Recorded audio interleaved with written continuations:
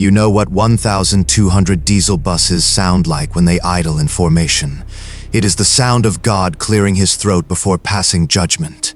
The date is April 27th, 1986, 1400 hours. The city of Pripyat, Ukrainian Soviet Socialist Republic population, 50,000 current population in exactly 90 minutes. 0. Except you. The loudspeaker crackles. A woman's voice, unnaturally calm, almost maternal. Comrades, due to the accident at the Chernobyl nuclear power plant.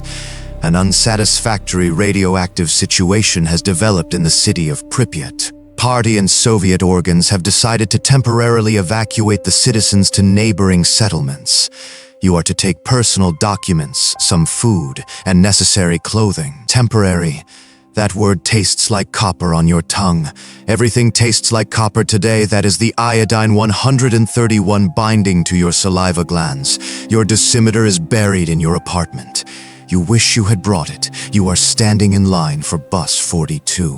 Your technical badge from the Jupiter factory, the one that says you manufacture tape recorders, but really means you assemble military-grade semiconductor components, is heavy in your pocket. The militia are shouting. Families are boarding. The teachers from school number 3 are checking names on clipboards. Mechanical and overwhelmed, you scan the roster. Kindergarten class, first grade, second grade. Hanya, 7 years old, red hair ribbon, gap between her front teeth. Her name is not there. The teacher shrugs. She must be on another bus, but you checked. All of them, every single list. The soldier barks. Bored now, final call. You let your bag slip from your shoulder. It falls. You crouch to gather the contents, and then you roll quick, practiced. Beneath the chassis of a parked cargo truck, diesel fumes choke you. Boots march past, centimeters from your face. The convoy shudders to life. One by one, the buses pull away. And then silence, true silence. The kind that presses against your eardrums like deep water. You crawl out, stand. The streets are empty. White foam drips from balconies where decontamination trucks sprayed earlier. Papers tumble in the wind. A child's shoe lies on its side near a bench. Pripyat has become a ghost city in the span of an exhale.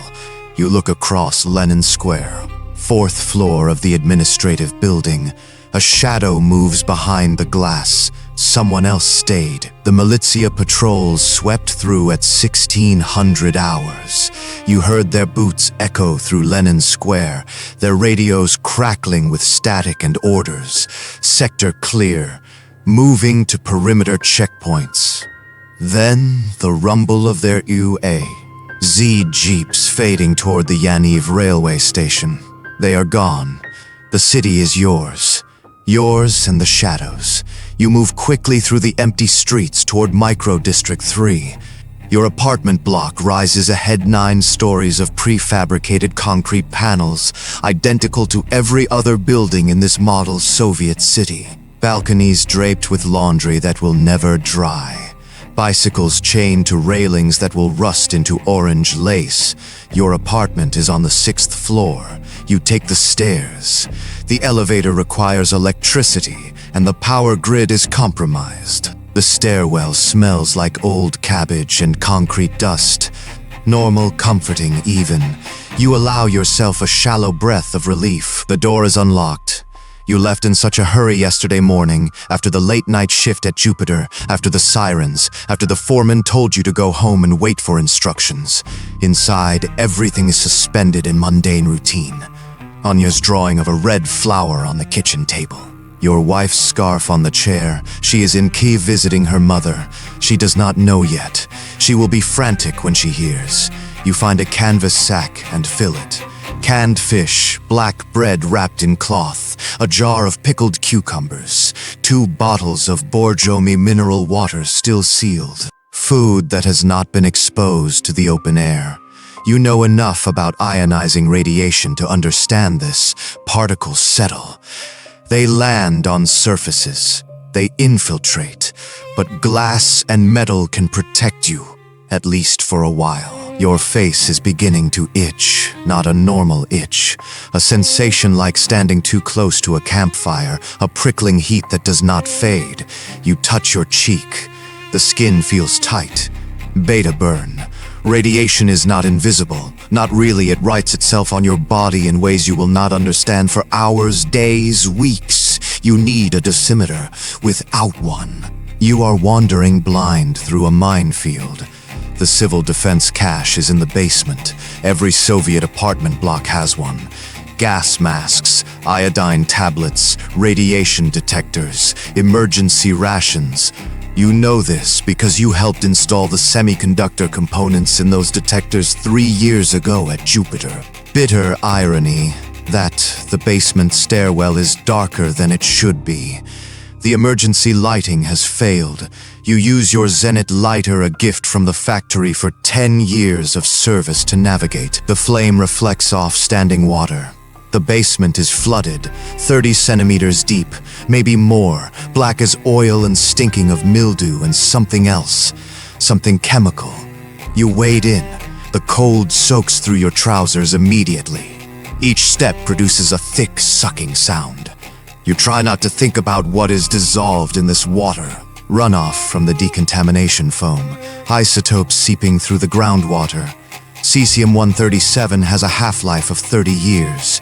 It will outlive you, your children, your grandchildren. The cache is a steel locker bolted to the far wall.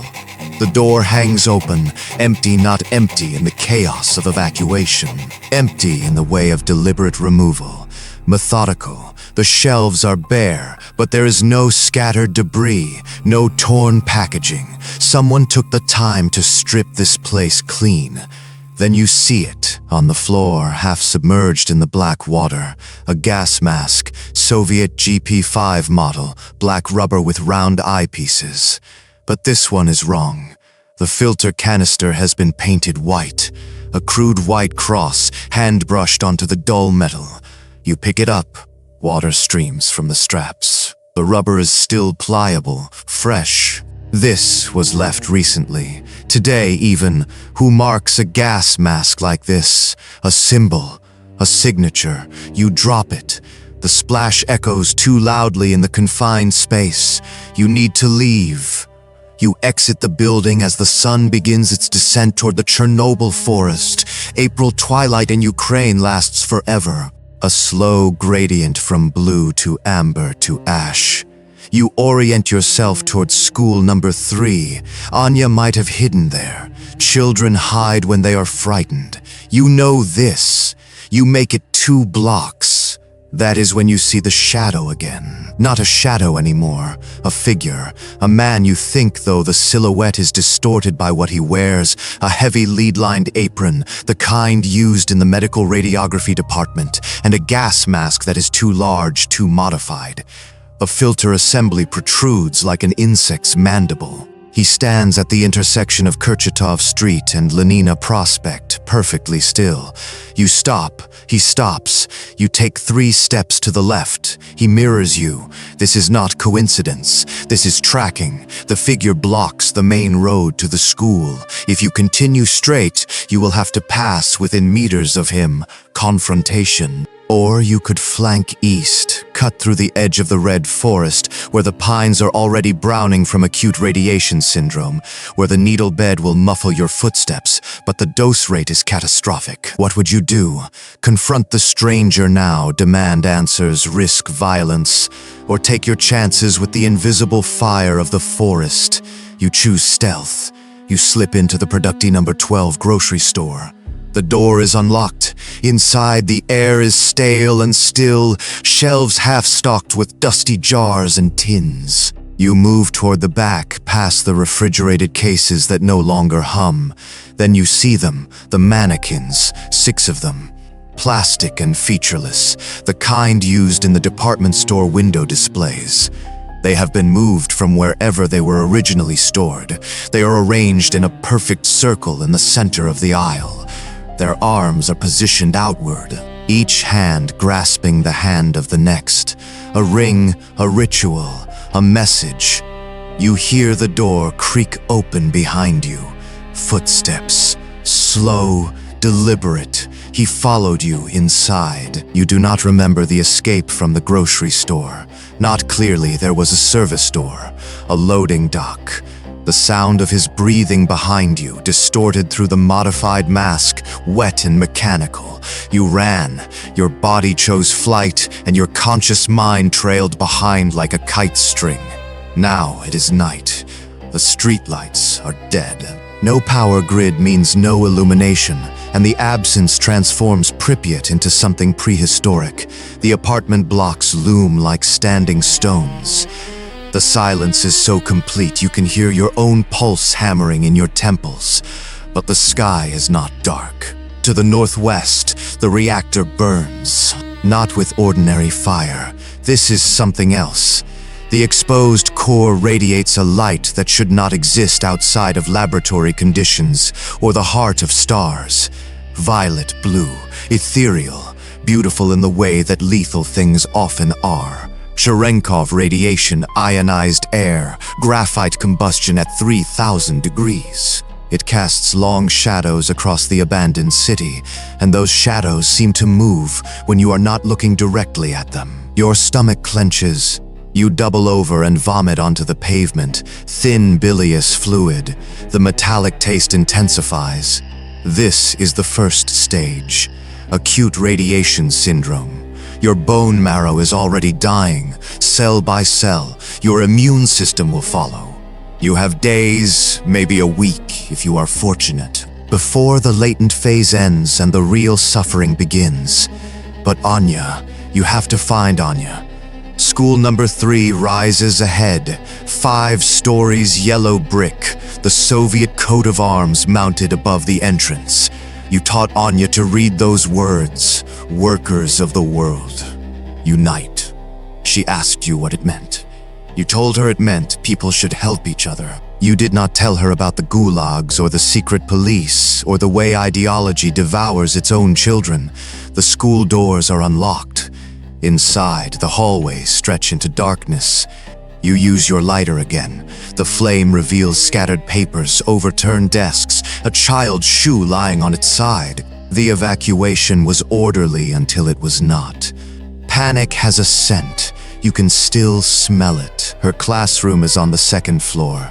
You know which cubby is hers, 3rd from the left, marked with a sticker of a cosmonaut. You reach inside. Paper folded, not a child's drawing. You unfold it by lighter flame. It is a map, hand-drawn. A schematic of Pripyat with streets labeled in careful Cyrillic script. But this is not Anya's handwriting. She is 7. She still writes her letters backwards sometimes, mixes her cases. This is an adult hand, precise, deliberate. And in the center of the map, circled 3 times in red ink, Jupiter Factory, your workplace. The classified installation where you assemble semiconductor components for military radar systems under the cover story of manufacturing tape recorders. Why would anyone circle Jupiter? Why would anyone leave this map in your daughter's cubby? Unless they know who you are, unless this was meant for you, a message or a trap. You fold the map and place it in your jacket pocket. The route is clear enough. Jupiter is northeast near the Pripyat River. You will have to cross most of the city, 2 kilometers through empty streets and deadly fallout, but you can move through the buildings, interior corridors and basements, using concrete and brick as shielding. It will take longer, but it might keep you alive. You exit through the rear stairwell. The air outside tastes like copper and smoke. You head toward the residential towers, planning to navigate building by building, avoiding open spaces where particles settle heaviest. That is when you hear it. Click, click, click. Rhythmic, mechanical. A Geiger counter. But it is not the frantic chatter of a contaminated zone. This is measured, steady like a metronome, like a heartbeat. He is using it to hunt you. You realize with cold clarity, he knows the radiation map. He knows where the hot spots are. where the dose rates climb to lethal levels in seconds. He is herding you, pushing you toward places you cannot stay, corridors you cannot enter, forcing you into narrower and narrower channels until you have no choice but to face him. You climb a stairwell in Building 12. The walls amplify every sound, your footsteps, your breathing, the click, click, click getting closer. You reach the fourth floor corridor. At one end, you see his silhouette against the reactor glow, backlit, enormous. The lead apron makes him broader than any man should be. He does not run, he walks. Steady, patient. At the other end of the corridor, an open balcony. You can see it from here. The railing overlooks the reactor less than 2 kilometers away. Standing on that balcony, exposed to the direct radiation, you would absorb a lethal dose in minutes. A horrible death, painful, certain, trapped. What would you do? Rush him. There is a section of broken pipe on the floor, rebar jutting from crumbled concrete. You could try to fight, or you could take the balcony, use it to leap to the adjacent building, risk the radiation for the chance of escape. You choose the third option, the garbage chute. You see it mounted in the wall, a metal hatch designed to funnel refuse into the dumpster 5 floors below. You wrench it open. The shaft is narrow, dark, reeking. You do not think. You slide inside. The fall is controlled chaos. Your shoulders slam against the metal walls. You tumble, twist, and then impact softness. Rot, the stench is overwhelming. You are in the dumpster. You scramble to stand, your hands sinking into trash bags and decomposing organic matter. Then your palm touches something else, something cold. Yielding, human skin. You recoil. Use the lighter. A man, middle-aged, wearing civilian clothes, a canvas jacket, sturdy boots. A looter, maybe someone who stayed behind to strip copper wire and valuables from the abandoned apartments. But he did not die from radiation. His face is pale but intact. No lesions, no burns. His throat has been cut, ear to ear. The wound gapes like a second mouth, black and dry. He was murdered. The lighter flickers.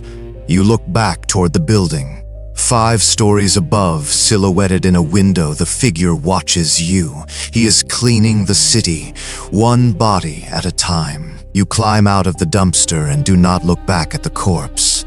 Looking back is how you die. Looking back is how you freeze. You move northeast through the skeletal city, building to building, corridor to corridor, your body operating on something beyond adrenaline now. Survival reflex. A reptile brain that predates language and ideology. The Jupiter factory perimeter appears through the violet-tinged darkness. 3-meter chain-link fence topped with razor wire. Guard towers at each corner unmanned now, their searchlights dead. The main gate stands open. Someone cut the lock. Recently, the metal shavings still gleam. You slip through. The factory complex sprawls across 4 hectares. To the outside world, to the city planners and census takers, Jupiter manufactures tape recorders, household electronics, harmless Soviet ingenuity.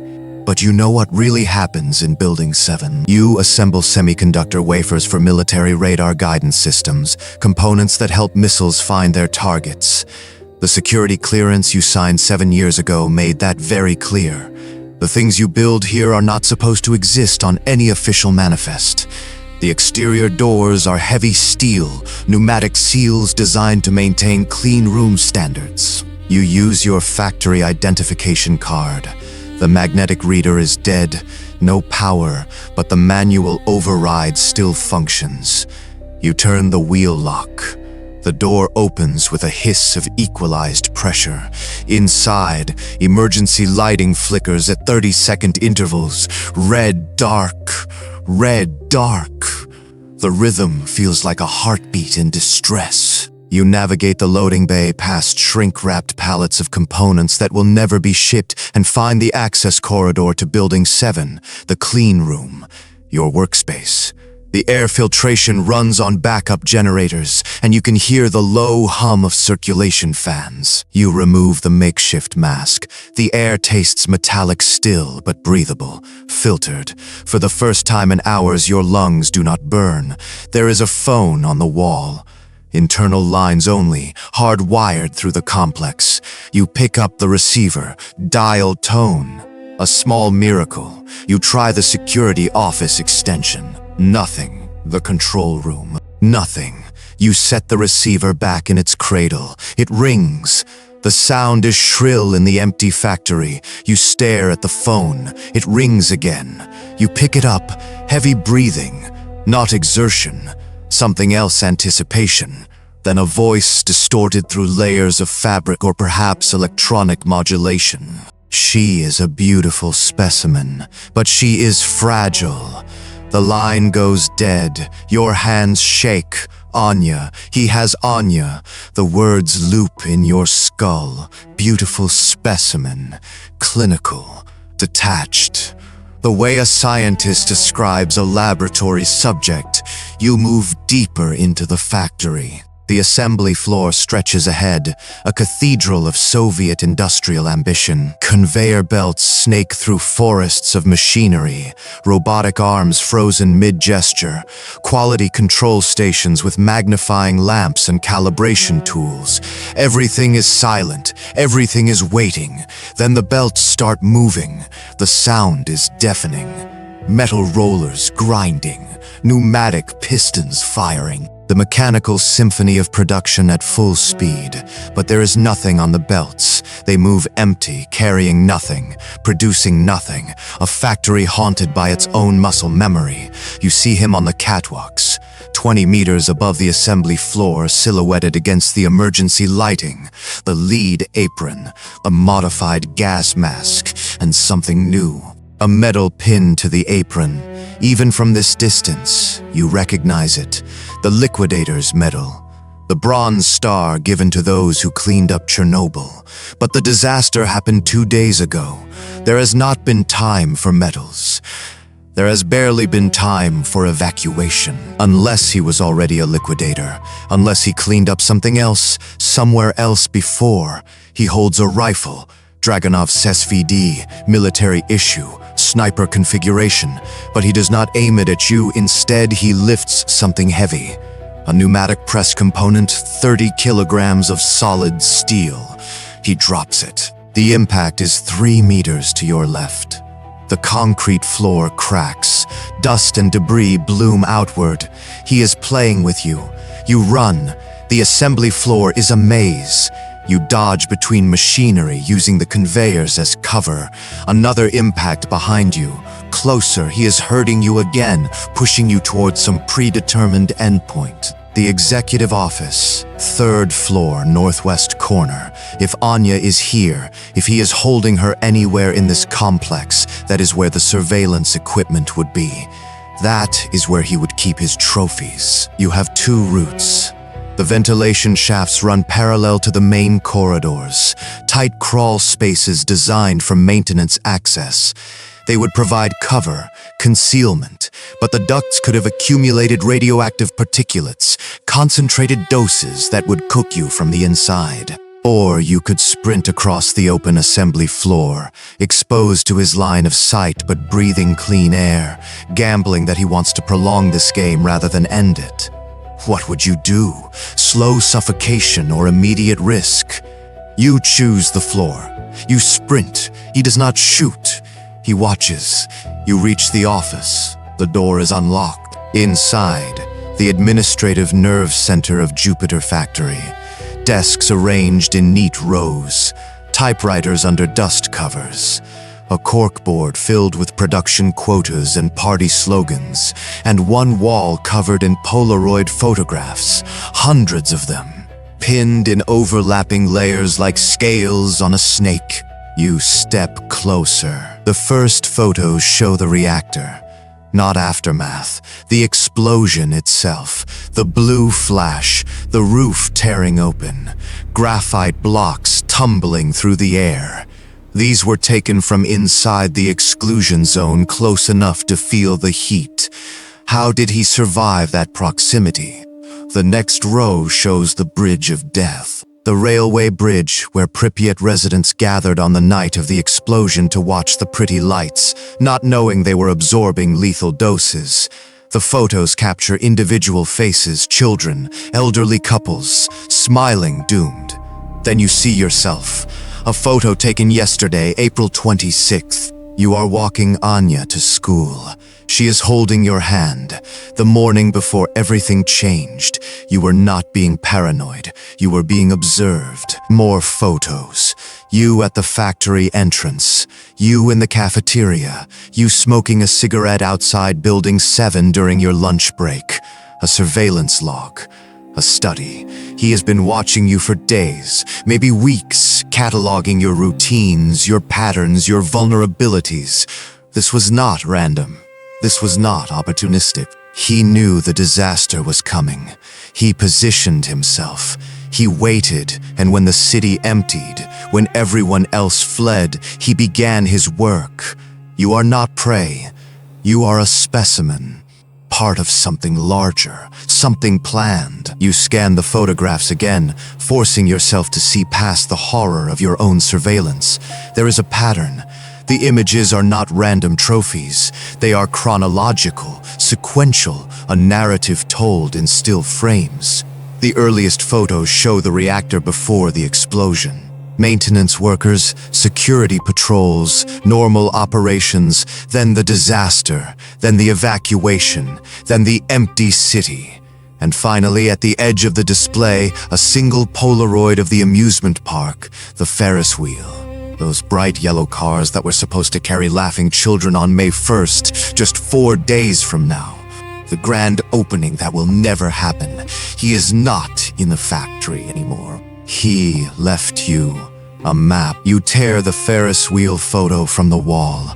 Your hands are steadier now. Rage does that. It burns through fear like acid through metal. This man has been watching you for weeks. He knew the reactor would explode. He positioned himself in the ruins like a spider in a web, waiting for the city to empty so he could play his games without witnesses. And he took your daughter. That last part, that is where the rage lives. You find a fire axe mounted on the wall near the emergency exit. The blade is sharp, the handle solid. You test its weight. It feels good, purposeful. You also find a first aid kit in a supervisor's desk inside, iodine tablets, bandages, and a small bottle of vodka. The liquidators have a myth about this combination. Iodine to protect the thyroid, vodka to numb everything else. It probably does nothing. It might kill you faster. But the pain in your joints is becoming unbearable, and the nausea comes in waves that threaten to drop you. You swallow 3 tablets, chase them with vodka. The burn feels cleansing. The factory exit opens onto the northern perimeter. The wind hits you immediately. It has shifted, no longer blowing west toward Kiev, now blowing south directly from the reactor toward the city center. You can taste it, metallic, wrong. The air itself feels textured, granular, like breathing in powdered glass. To your left, beyond the factory grounds, you can see the edge of the red forest. The pine trees that absorbed the highest doses of radiation on the first night. They were green yesterday. This morning they were brown. Now, as you watch, they are turning red. Not autumn red, death red. The needles are cooking from the inside. The forest is dying in real time, and you are walking through the same invisible fire that is killing it. The amusement park is 600 meters southeast.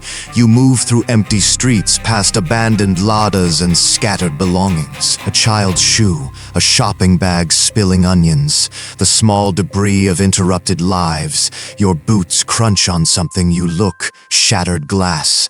The windows of the Culture Palace have blown out, not from the explosion, from pressure changes. The city is exhaling. The park appears through the violet dusk. The Ferris wheel dominates the skyline, its yellow cars bright against the darkening sky. 18 meters tall, never tested, never certified, never opened. The rides were supposed to start in 3 days. The bumper cars, the swing carousel, the shooting gallery. A celebration of Soviet achievement and childhood joy.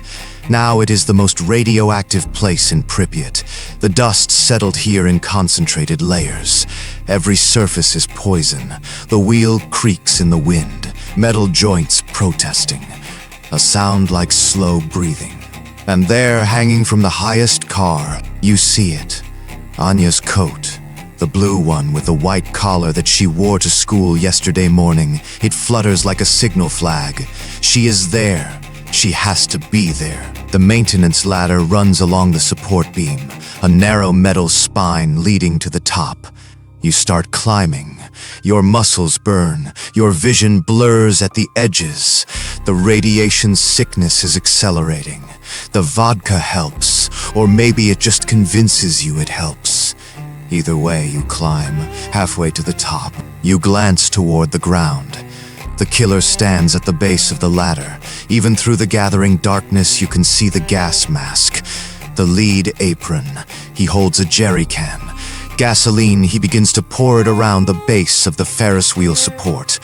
You have maybe 2 minutes before he lights it. The metal will conduct heat faster than the flames can spread. But eventually the structure will weaken, sway, collapse. Do you keep climbing toward Anya's coat, gambling that you can reach her and somehow jump to safety? Or do you slide back toward the ground and fight him in the flames, axe against whatever weapon he carries, knowing that engaging him might be exactly what he wants? What would you do? Rescue or revenge? You climb. The coat is right there. You can almost touch it. Your hand closes on fabric. You pull. The coat comes free. It is empty, stuffed with newspaper. A scarecrow. A lie. You look toward the ground, expecting fire, expecting to see him lighting the gasoline, expecting the final move in his game. But he is not holding a lighter. He is pointing across the square toward the Policia Hotel, the tallest building in Pripyat. 13 stories of concrete and glass, and in the penthouse suite a light flickers. Not electrical, a flashlight, deliberate, rhythmic. You know, Morse code. Every factory worker does. Emergency protocols, civil defense training. The message repeats. 3 words. Come to daddy. You descend the Ferris wheel ladder so fast your boots barely touch the rungs. The killer has already vanished into the darkening streets, but his message burns in your mind. Come to daddy. The Policia Hotel stands 13 stories tall across the central square, its concrete facade still elegant despite the dust coating every surface. The grandest building in Pripyat, where party officials stayed, where foreign delegations were hosted, where the future was supposed to happen. Now it is just another tomb. The wind accelerates as you cross the square. It carries the particulate matter directly from the reactor, a horizontal rain of invisible knives. Your skin itches so violently you want to claw it off. Beta burn. The radiation is cooking you from the outside in, ionizing particles embedding themselves in your tissue. You can feel your DNA unraveling one strand at a time. The vodka has worn off. The pain is back, sharper now, spreading from your joints into your bones. The hotel lobby is a study in frozen Soviet ambition. Marble floors, crystal chandeliers. A reception desk with the guest registers still open, pen resting in the crease between April 26th and 27th. The air smells wrong. Stale tobacco mixed with ozone, that electric scent that follows lightning strikes or nuclear fire. You call for Anya. Your voice echoes through empty corridors and produces no response. The elevators are dead. No power. You take the central staircase, axe in hand. Moving as quietly as your deteriorating body allows. First floor, second floor. On the landing between second and third, you stop. The The corridor ahead has been blocked, not by debris, by design. Furniture stacked deliberately, beds, dressers, chairs, all arranged to create a barrier that forces you to turn right toward the eastern wing. You are being funneled, guided. This entire city has become his architecture. The hotel intercom system crackles to life. You freeze. His voice is calm. No modulator, no distortion. Just a man speaking in conversational Russian, the accent suggesting military education somewhere between Moscow and the Urals. He says your name, your full name, patronymic included.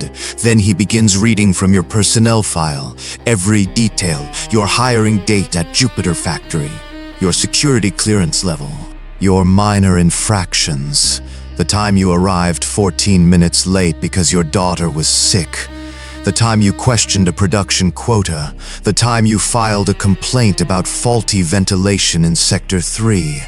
He lists each transgression with the tone of a teacher reviewing a disappointing student's record. He is judging your worth, weighing your soul against some invisible standard. The intercom cuts out. Silence returns, heavier than before. Third floor, room 302. The door stands ajar, light bleeding into the hallway from inside. Not electrical light. Candles. You push the door wider with your boot, axe ready. The room is a command center. Maps of the exclusion zone cover the walls, marked with annotations in military shorthand. Sectors, coordinates, radiation measurements. A field radio sits on the desk, antenna extended frequencies written on adhesive labels, and on the bed, a half-eaten meal, bread, canned meat. Still fresh, he was here within the hour. This is not the nest of a scavenger or a madman. This is operational command, professional planned. You approach the radio. It is tuned to a military frequency, one you recognize from civil defense training. The speaker hisses with static. Then a voice cuts through, official, detached, reporting to some distant authority. Containment teams entering Sector 4 at 0600. Rules of engagement, shoot on sight. Liquidation protocols in effect. No witnesses, no exceptions. 0606 in the morning. Less than 12 hours from now. He is not just a psychopath playing games in the ruins. He is cleaning loose ends before the military sweep erases everything. And you are a loose end. A technician who stayed behind. A witness who should not exist. The lights die. Every candle extinguishes simultaneously, as if sucked away by a vacuum. The darkness is total, the kind that presses against your eyeballs and makes you doubt the existence of sight. You hear footsteps, above you, below you, methodical, closing in from multiple directions. You have seconds to decide. The laundry chute is 3 meters to your left, a vertical shaft that drops through all 13 floors to the basement collection room. It offers concealment, but guarantees a potentially fatal fall if you misjudge the distance. Or you can break the window behind you and climb the exterior rain pipe, exposing yourself to the fallout wind and beta radiation, but maintaining control of your descent. What would you do, hidden and broken or exposed and burning? You choose the rain pipe. The window shatters easily under your axe. Cold wind floods the room, carrying that metallic taste. The pipe is old Soviet construction, solid metal bolted to the concrete, but it is coated in something slick, fallout foam. The substance firefighters sprayed to suppress dust. It makes your grip uncertain. You swing your legs out, clutching the pipe, beginning your descent. The metal is cold enough to hurt. Your hands slip, catch, slip again. You are falling in controlled increments, barely holding on. And then you pass a second-floor window. The glass is intact, clean, and through it you see her, Anya, sitting in a chair in the center of an empty room. Her hands are bound behind her. She is facing a television set, the screen showing nothing but static. She is not crying, not struggling, just watching the static as if it contains a message only she can understand. But standing behind her, one hand resting on the back of the chair, is not the masked man. It is a woman in a nurse's uniform, clean white fabric, red cross on the sleeve. Her face is obscured by the reflection on the glass, but her posture is relaxed, professional. She is not guarding Anya. She is monitoring her. Your hands lose their grip. You fall the final 3 meters into a row of decorative shrubs planted along the hotel foundation. The branches break your fall but lacerate your forearms. Blood mixes with radioactive foam. You do not have time to care. You sprint toward the hospital complex.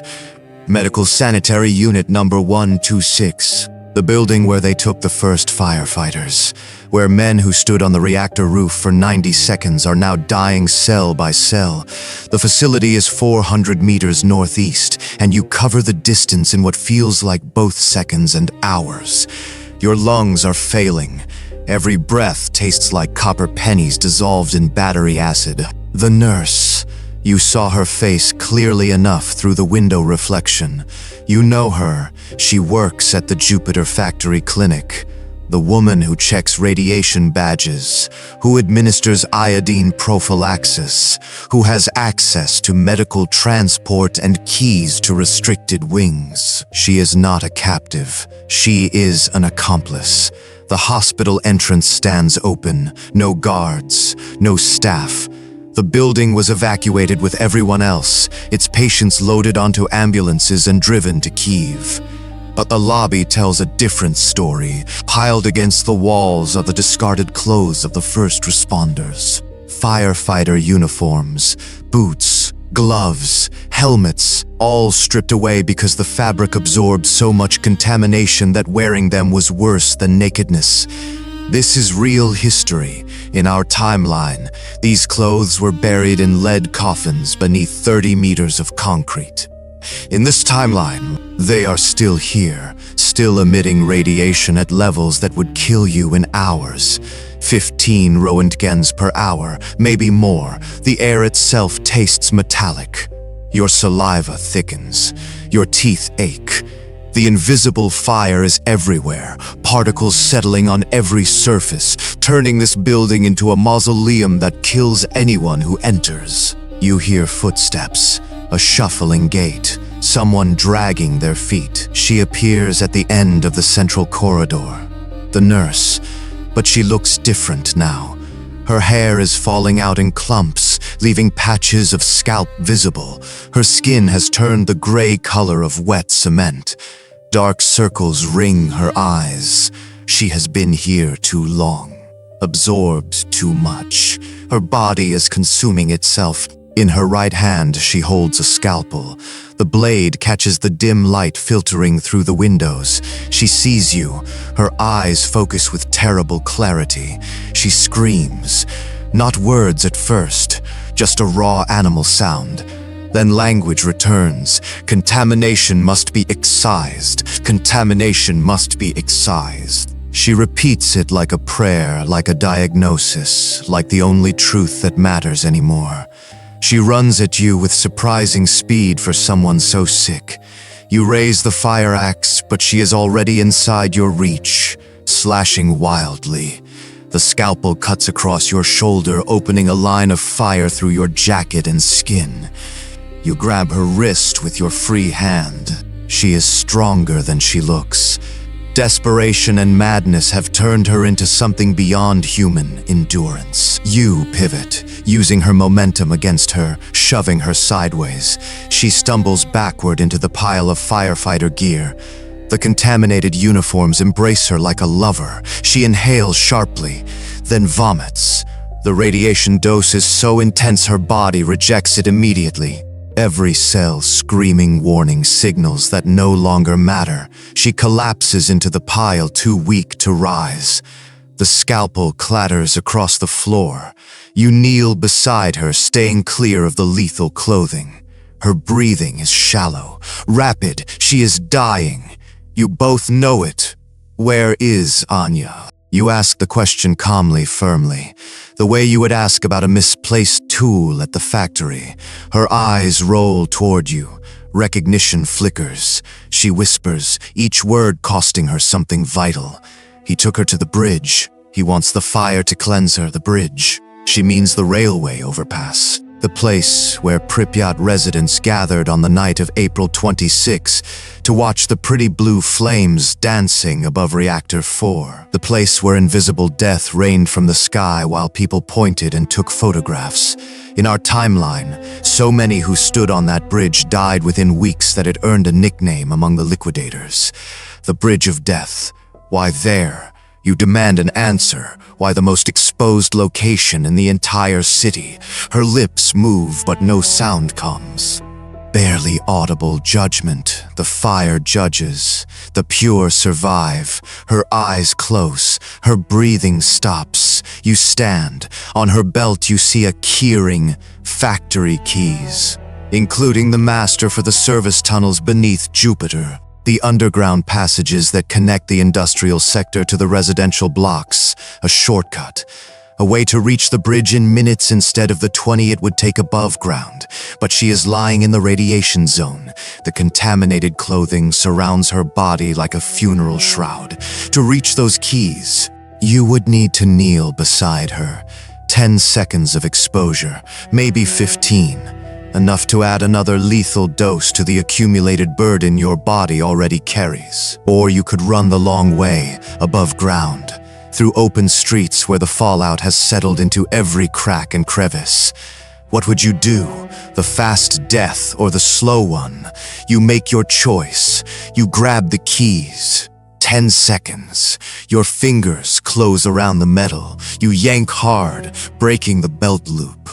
The world tilts. Nausea floods your stomach. You stagger away from the pile, your internal organs screaming warnings your consciousness ignores. You run, out the back exit, into the night. The sky has gone fully dark, but the darkness is a lie. The reactor glow illuminates everything with a light brighter than any moon. A blue-white radiance that turns Pripyat into a photograph negative of itself. Shadows point in wrong directions. Colors invert. The world has become a place where normal rules no longer apply. You look toward the railway overpass, 300 meters distant, silhouetted against the burning core of Reactor 4. A figure stands in the exact center of the bridge. The lead apron man. His protective gear makes his outline unmistakable even at this distance. Broad shoulders, thick torso. The posture of someone who has spent a lifetime working near invisible danger. He is not alone. He is holding Anya's hand. She stands beside him, small and fragile, facing the reactor, watching the fire, and he holds her hand like a father teaching his daughter to appreciate something beautiful. Something sacred, something that will kill them both. The factory tunnel keys open the service access beneath the Jupiter complex. You descend into darkness, your lungs burning with every breath. The underground passages are flooded with contaminated water. Ankle deep, the liquid soaks through your boots. Every step adds another layer of invisible poison to your failing body. But the tunnels cut the distance in half. 5 minutes of hell instead of 20 minutes of slow death above ground. You emerge near the railway embankment. The bridge looms ahead. In our timeline, this overpass became infamous. Local residents gathered here on the night of April 26 to watch the reactor burn. They brought their children, they took photographs. The particles settling on their skin and clothes carried enough radiation to deliver lethal doses. Soviet authorities later called it the Bridge of Death, though they never used that name in official documents. In this timeline, it has earned that name for different reasons. The air is thick with ash, not the gray ash of wood fires.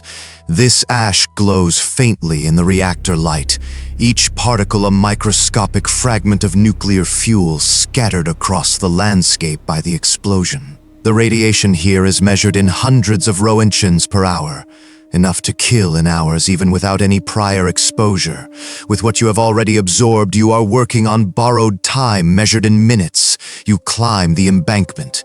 Your legs barely respond. Neural damage from radiation poisoning is shutting down motor control. Your hands shake. Your vision blurs at the edges at the apex of the bridge. The figure stands. The lead apron man. Anya beside him, small and trusting. Both facing the burning core of Reactor 4 like worshippers before an altar.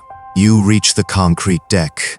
Your footsteps echo. He hears you. He turns, and he removes his mask. The face beneath is half-melted. Beta burns have turned the right side of his head into a landscape of exposed tissue and weeping sores. His eye socket has collapsed. His lips have peeled away from his teeth on that side, creating a permanent skeletal grin. But you recognize him. Viktor Sokolov, Chief of Factory Security. The man who approved your background check when you transferred to Jupiter 3 years ago. The man who conducted random inspections of the semiconductor clean rooms. The man who knew every restricted area, every access code, every emergency protocol. The man who could move through Pripyat like a ghost because he held keys to every door. He is not shouting, he is crying. Tears stream from his remaining eye, cutting clean tracks through the radioactive dust coating his face. Look at it, Anya. He speaks softly, gently, like a father teaching his daughter to appreciate something beautiful. Look at the light. Have you ever seen anything so pure, so clean, so bright? Anya stares at the reactor. The blue-white glow reflects in her eyes. You want to scream at her, to look away, to close her eyes. But your voice catches in your ruined throat. This is the new sun. Viktor continues. His voice carries the calm certainty of absolute conviction. The old world burned away in an instant. All the lies, all the corruption, all the contamination of souls living in shadow. The fire judges, the fire cleanses. And you, sweet child, you will be the firstborn of the new world. The first pure thing to emerge from the flames. He believes it every word. The radiation has not just destroyed his body. It has rewritten his mind, transformed his understanding of reality into something that makes terrible sense inside the logic of madness. You find your voice. Viktor, why?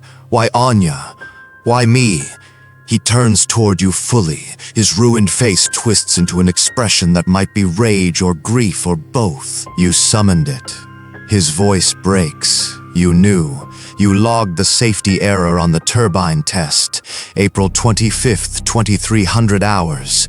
You filed the report stating the xenon poisoning made the test parameters unsafe. You knew the reactor was unstable. You knew the operators were disabling emergency systems. You knew what would happen if they proceeded. The memory floods back.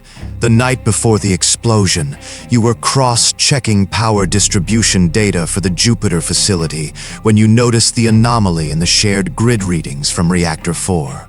The xenon concentration was wrong. The control rods were positioned wrong. Someone was running an unauthorized test. You filed a safety concern through the plant computer system, standard procedure, cover yourself, create a paper trail.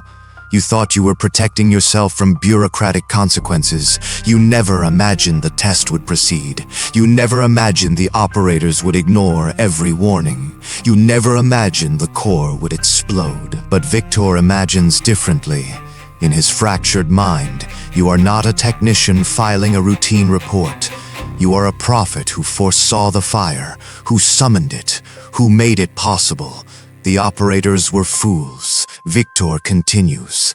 They thought they controlled the atom. But you understood the truth. You knew the fire was waiting, hungry, ready to devour the contaminated world. You called it forth, and now you try to deny your own daughter the blessing of witnessing its birth. You charge him. No calculation, no strategy. Just desperate motion.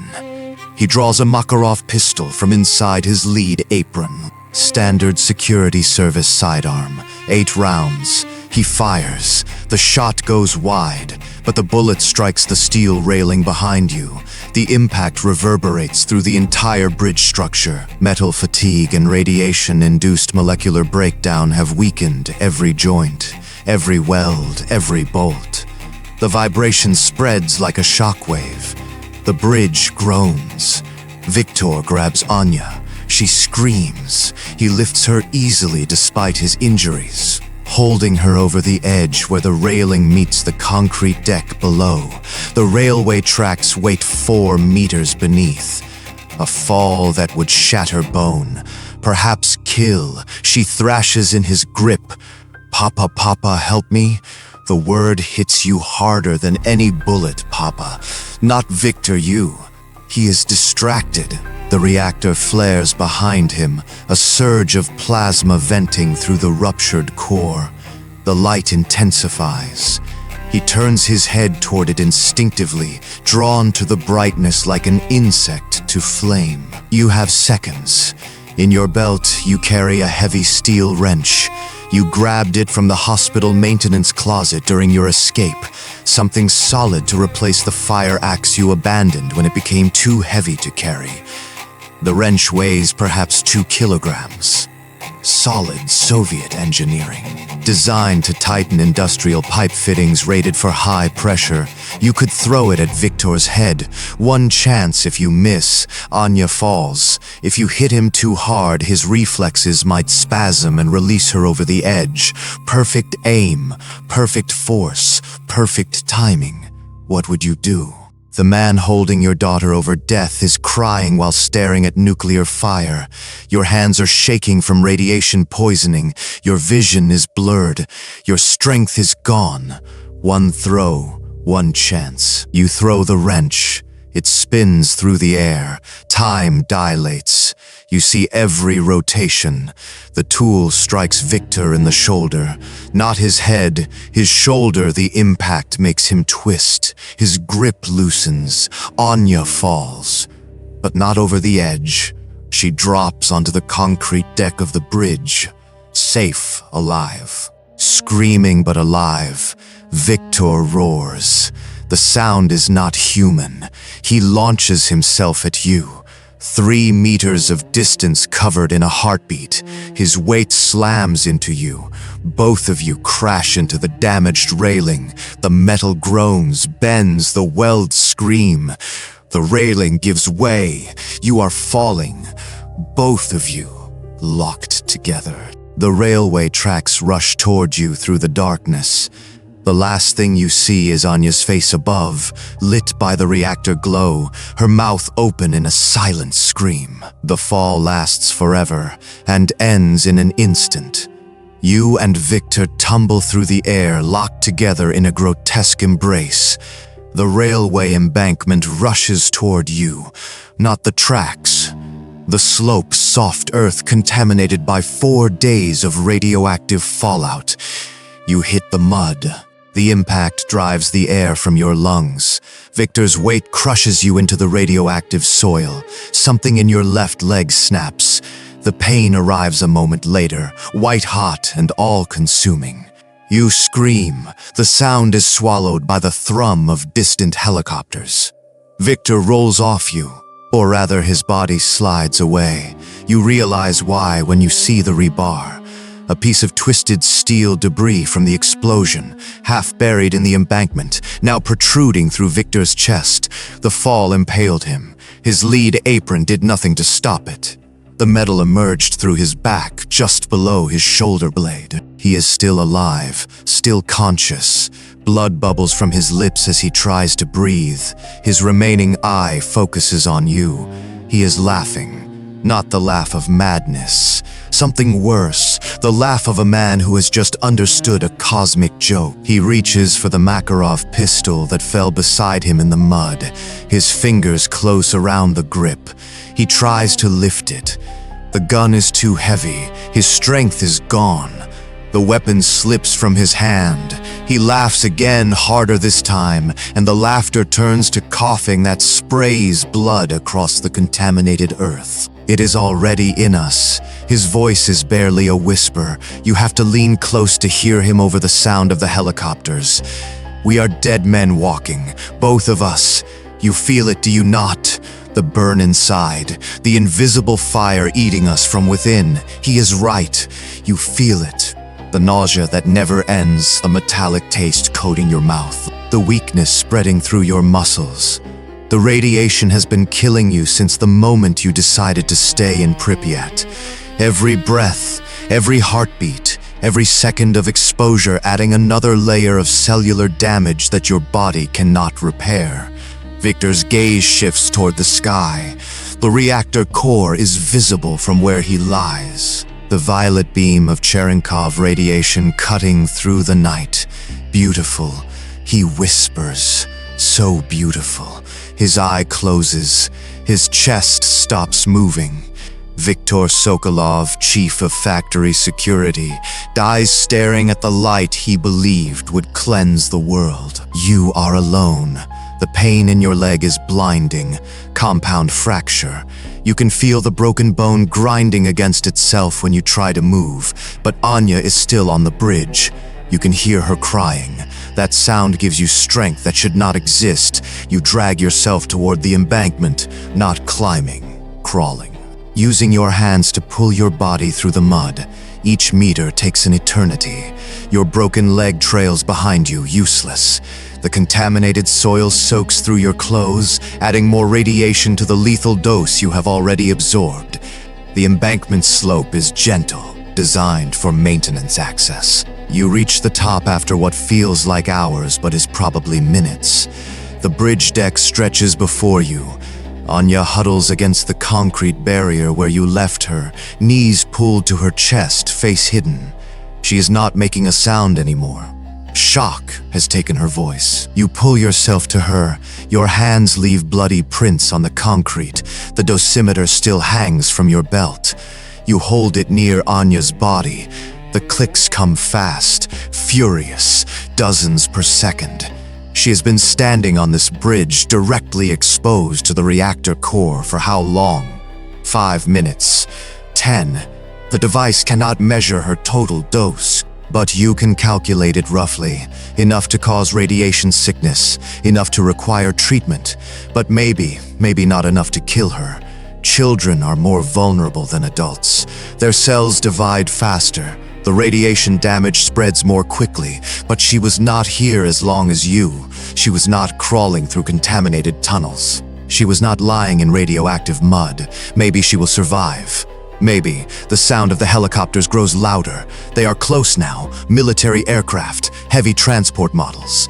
In our timeline, the Soviet Air Force flew more than 1,800 sorties over Reactor 4 in the weeks after the explosion, dropping 5,000 tons of sand. Clay, lead, and boron onto the burning core.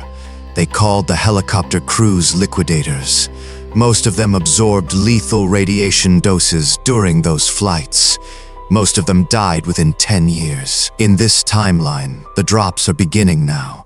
You see the first machine appear over the reactor, a massive Mil-Mi-8, its rotors beating the air into submission.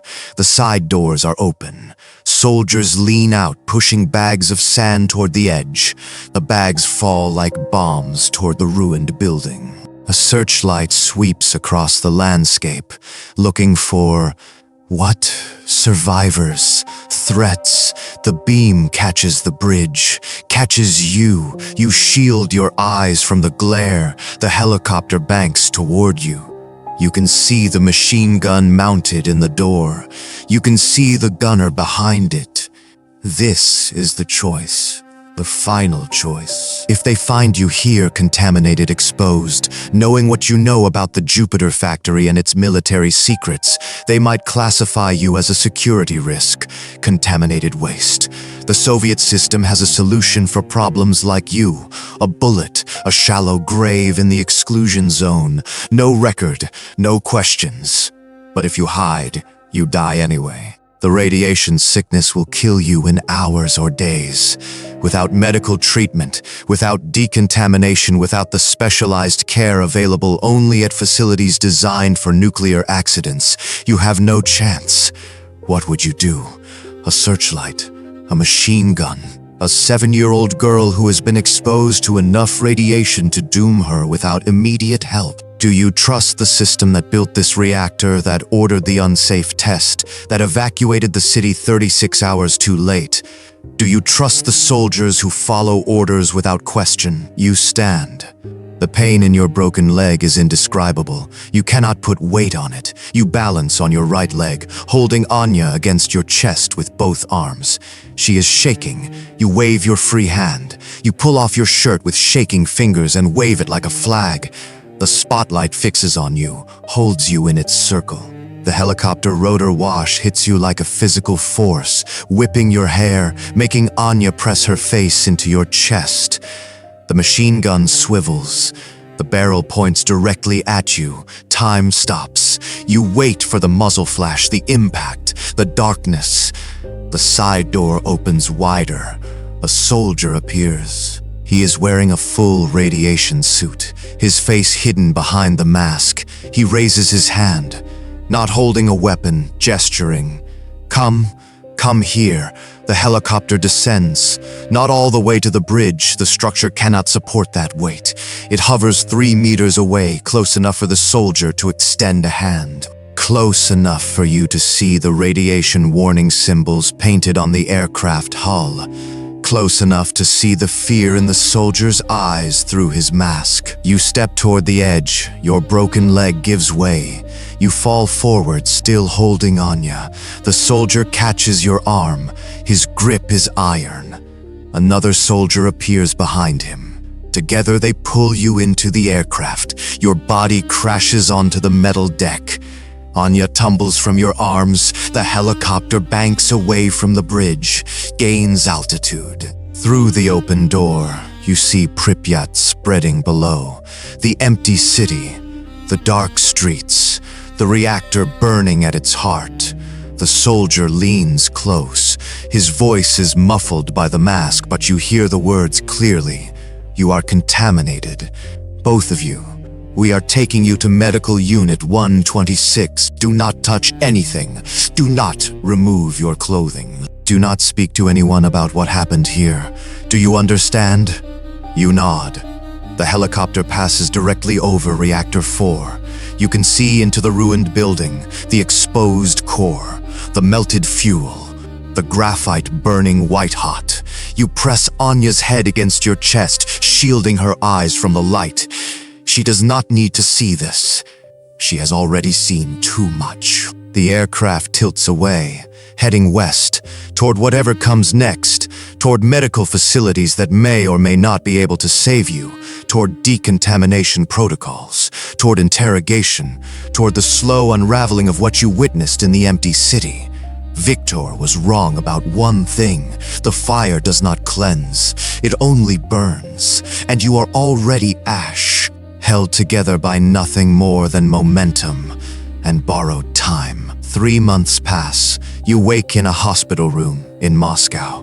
Hospital number 6, the radiation sickness ward.